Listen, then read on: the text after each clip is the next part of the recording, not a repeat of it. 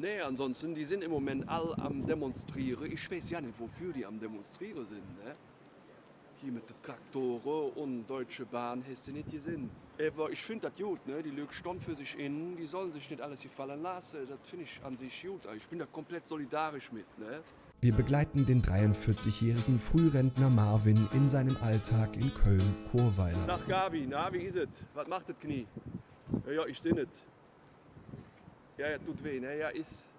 Das Chorweiler Urgestein ist hier aufgewachsen und hat den Stadtteil bisher selten verlassen.